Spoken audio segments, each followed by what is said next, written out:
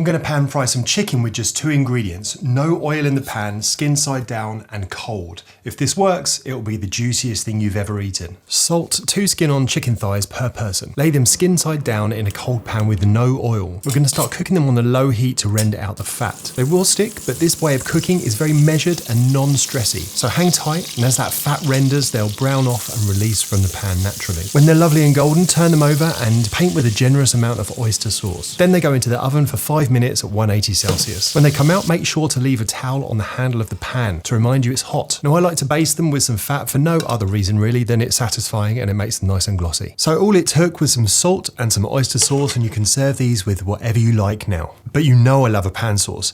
So I'm going to put those on to rest, or I'm going to put them in a 50 Celsius oven to keep them warm. And then I'm going to turn my attention to this beautiful flavour in the pan. I'm going to add in some diced shallots and I'm going to cook them until translucent. Then you're going to add in some minced ginger and garlic. Cook those out for about a minute and then deglaze with some dry vermouth. It's got wonderful herby notes that go beautifully with the oyster sauce. Reduce that until it's a bit jammy and then add in some light soy sauce, some dark soy sauce, rice wine vinegar and some mirin. Cook that out for about another minute or so before adding some chicken stock. Reduce it until the spatula traces through like this and then finish off with some fresh lime. Turn the heat off and add in some cold butter straight from the fridge. Keep the pan moving and it will emulsify beautifully. Taste for seasoning and adjust as you like. Now you could strain this sauce to make it smooth, but I like to go straight onto the plate, followed up by the chicken. Earlier I made some hispy cabbage by cutting them into quarters and then frying them on both sides in some olive oil. Then I got them into a pan of water to braise with some salt, some rice wine vinegar and some mirin. I cooked these for a total of 20 minutes with the lid on or until the core is tender. These can be done ahead of time and they're easily reheated, so you can even do a few more than you need. Now I'm going to save this braising liquid and I'm going to use it in a moment. Then I'm going to make a beautiful herbed cream, so I'm going into a blender with some creme fraiche, followed up with some white miso, toasted sesame oil, minced garlic and ginger, lime juice, parsley, coriander, salt, and I'm going to blend that until smooth. We'll get that into a bowl and put it to one side. So now with this braising liquid I'm going to cook the rice. I use 1.5 times the water to rice by weight. So bring that to a light boil, turn the heat right down and leave the lid on for about 10 minutes. Then I'll turn the heat off, still with the lid on. After another 5 minutes I have this lovely fluffy rice seasoned with the braising liquid. Finally, in a bowl I'll add some light soy sauce, dark soy sauce, mirin, toasted sesame, cornstarch